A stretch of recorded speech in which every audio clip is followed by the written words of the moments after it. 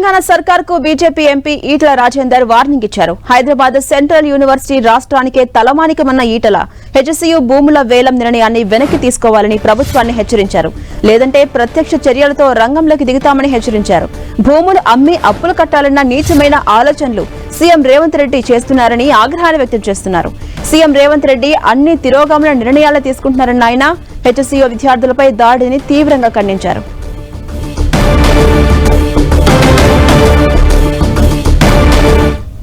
ఈ విశ్వవిద్యాలయ భూములను కూడా తెగనమ్ముకోవడం అనేటువంటిది ఇది ఏ సమాజం కూడా హర్షించదు.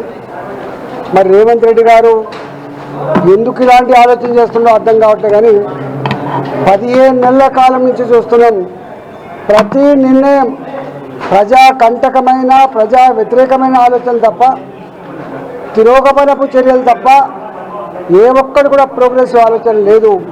నేను ఒకటే, నిన్న విశ్వవిద్యాలయపు విద్యార్థుల మీద జరిగిన దాడిని తీవ్రంగా ఖండిస్తున్నాం.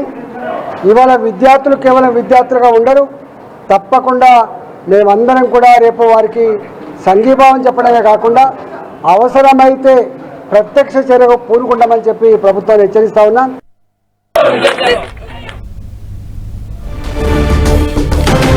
హెచ్సీయూ విద్యార్థులపై దాడిని తీవ్రంగా ఖండించారు బీజేపీ ఎంపీ ఈటల రాజేందర్. ఇప్పటికే ఏవైతే నిర్ణయాలు తీసుకున్నారో ఆ నిర్ణయాలను వెనక్కి తీసుకోవాలని హెచ్చరిస్తున్నారు. లేదంటే ప్రత్యక్ష చర్యలతో నిరసనలో మద్దతిస్తాం, మేము కూడా పాల్గొంటామన్న రీతిలో ఆయన ఆగ్రహాన్ని వ్యక్తం చేస్తున్నారు.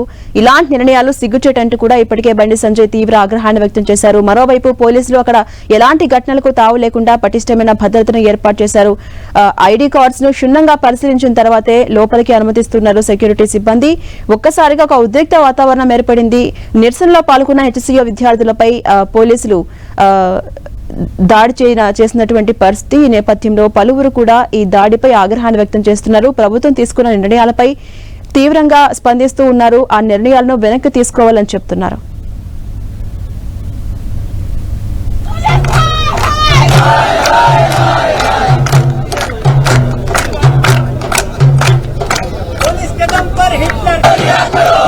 హెచ్సీయూ భూములు వేలం వేసే నిర్ణయాన్ని వెనక్కి తీసుకోవాలంటూ పలువురు అభిప్రాయపడుతున్నారు.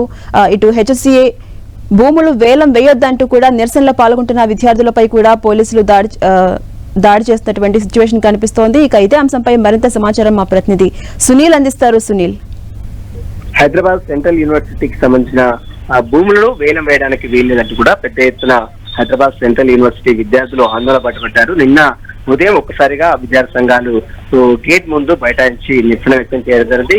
దీంతో పోలీసులు జోక్యం చేసుకుని విద్యార్థులను సంధానించే ప్రయత్నం చేశారు. అయితే హైదరాబాద్ లో సెంట్రల్ యూనివర్సిటీలో ఉన్నటువంటి 400 ఎకరాల భూములు మొత్తం కూడా పూర్తిగా వేలం వేసి ఇండస్ట్రియల్ కారిడార్ అంటే డెవలప్మెంట్ కి ఇచ్చి అక్కడ ఉద్యోగాలు అవకాశాలు వస్తాయి విద్యార్థులకు అనే ఆలోచనతో తెలంగాణ రాష్ట్ర ముఖ్యమంత్రి రేవంత్ రెడ్డి ఇటీవల కాలంలోనే ఒక ప్రకటన చేయడం జరిగింది. దీన్ని నిరసిస్తూ గత కొంతకాలంగా విద్యార్థులు ఆందోళన బయటపెట్టారు. నిన్న ఒక్కసారిగా జేసీబీలు మొత్తం భూమిని చదును చేయడానికి వచ్చిన జేసీబీలను పూర్తిగా ఆపివేయాలంటూ కూడా పెద్ద ఎత్తున విద్యార్థి సంఘాలు ఆ జేసీబీలకు సంబంధించిన డ్రైవర్స్ పై దాడి చేయడంతో ఒకసారిగా పోలీసులు జోక్యం చేసుకుని వారందరూ కూడా సంధానించే ప్రయత్నం చేశారు. ఈ నేపథ్యంలో మాదాపూర్ ఏసీపీకి కాలుకి తీవ్ర గాయం కావడంతో తోపులాటలో మాదాపూర్ ఏసీపీకి తీవ్ర గాయం కావడంతో ఇద్దరు యూనివర్సిటీ విద్యార్థులపై కూడా పోలీసులు అరెస్ట్ చేసి రిమాండ్ కూడా తరలించారు. ఈ రోజు మరొకసారి విద్యార్థులు పెద్ద ఎత్తున ఆందోళన చేసే అవకాశం ఉన్న నేపథ్యంలో పోలీసులు కూడా భారీగా యూనివర్సిటీ క్యాంపస్ లోకి భారీగా మోహరించారు.